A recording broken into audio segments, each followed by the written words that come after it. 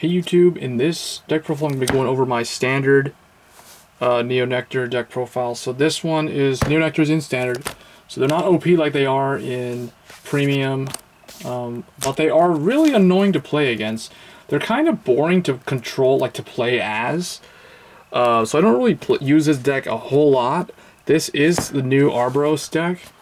I don't have Cecilia, so I do have a Musketeer deck, but I don't have Cecilia. So it's basically that Legion stuff. It's not Legion, but I'll probably post it so you guys know what I'm talking about. That deck is the other alternative build that I have. There's a lot of Musketeers that I don't have though, because I wasn't playing Vanguard when Cecilia and the Musketeers came out.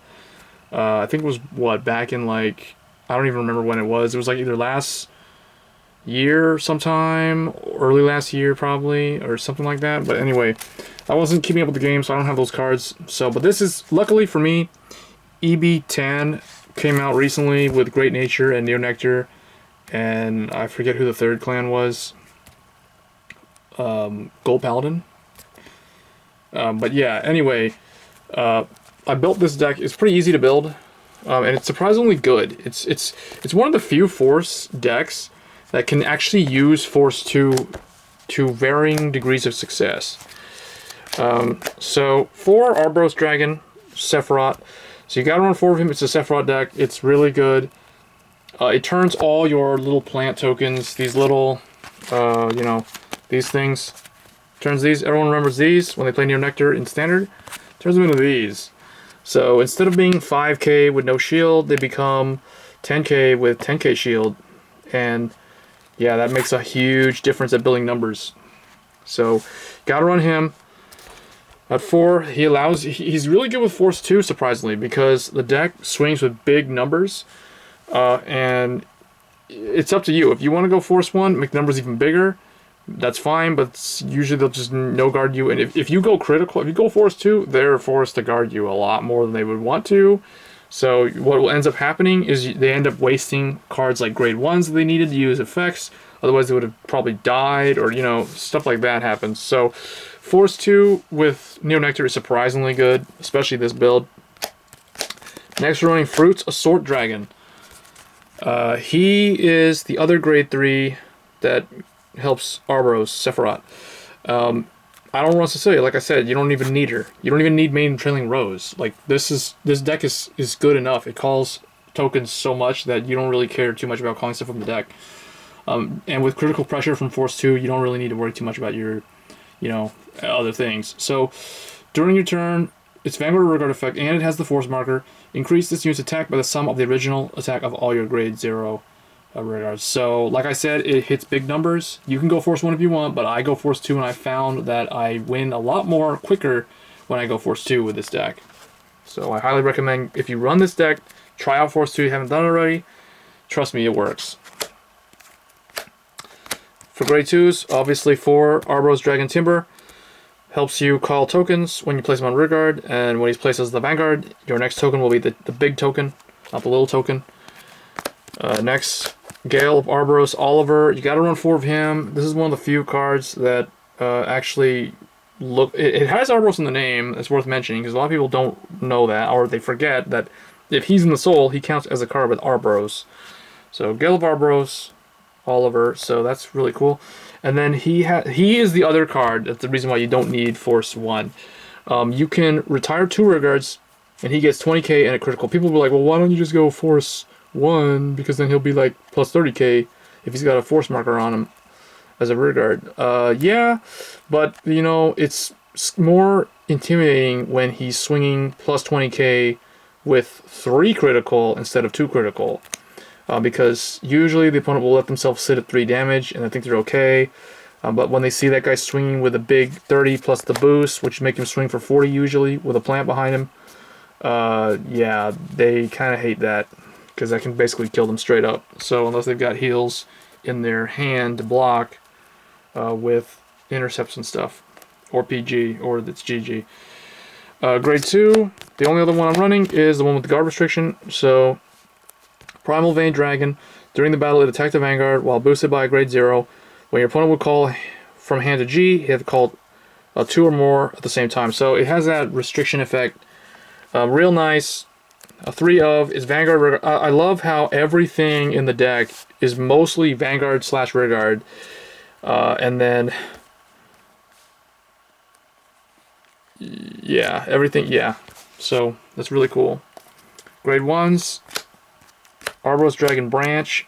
When it attacks or they take a boosted hits, you may look at 4 cards from the top of the deck, reveal up to 1 with Arboros, and add it to your hand. Put the rest on the bottom of the deck in any order. So the cool thing about him is he doesn't have the annoying effect where it's like, if you add a card to your hand, you have to retire him, or you have to put him in the soul, or something like that. He just straight up like, if I have the card, it's going to my hand. And I guess the reason why they do that is because he has the hit. It's an on hit, or the boost attack has the hit for him to do that effect. So, but it's cool because it checks 4 for an Arboros. We got quite a number of Arboroses. All of them can be searched. And the grade 2 and the grade 3 can be searched, and he himself can be searched. So we have targets, so it's not horribly bad. Next we run 4, Lamplight of Allegiance, Yona. Yeah, Counterblast 2. Not a whole lot of stuff in here actually uses Counterblast, except for Oliver and, yeah, just really Oliver. So you tend to have a lot of Counterblasts saved up. So Lamplight, you can use his effect until end of turn, increase the attack of 2 of your other grade 1 or less units by those units' original attack. So basically, he can double up the attack of 2 grade 1 or less. So it's usually the plants. So again, there's another reason why we don't need Force 1, because it's better to just pressure them with a critical every single turn that you've got those force markers, and then just boost up all the stuff, and it's just, yeah. That's how this deck works. And then 4, Maiden of Happy Phone. When placed on Rearguard, call up to 1 plant token to R. And now, she will normally call a little token, but with Arboros as the Vanguard, the little token won't be a little token, it'll be a big token. So, yeah, I just wanted to point that out. So 4 of that. And then 2, Grain, Sprout, Maiden, and Nifa. So she has a Rearguard or Guardian Circle effect. It's continuous effect. Your plant tokens in the same column as this unit or on the Guardian Circle cannot be chosen by your opponent's effects and get 5,000 attack and 5,000 shield. So she's a 2-off because she's kind of a defensive. She can also use as an offensive card though.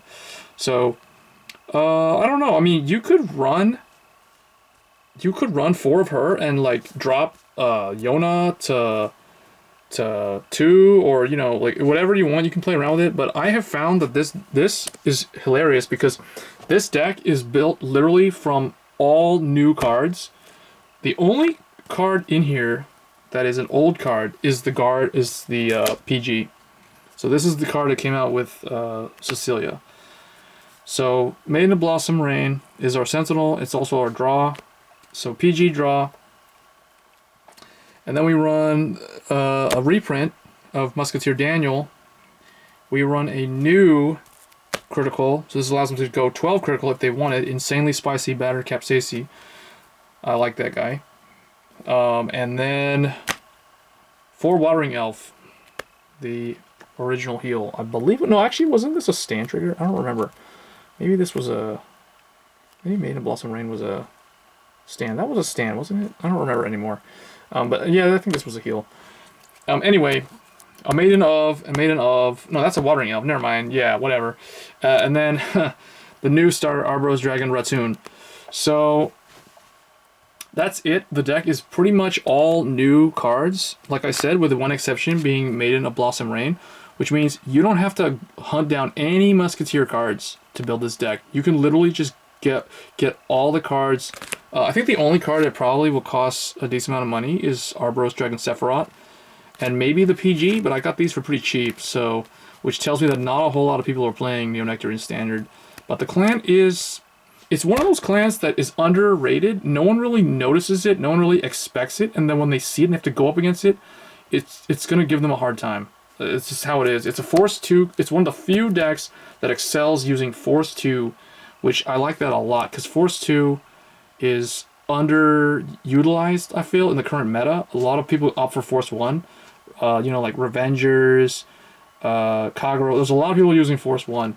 But Force 2... I think, can really shine, and this is the deck that brings it out. So let me know what you guys think in the comments below of Arboros, Sephiroth, and what else you would change, if anything. I think the deck is very vanilla. You just kind of build it, and it's just there.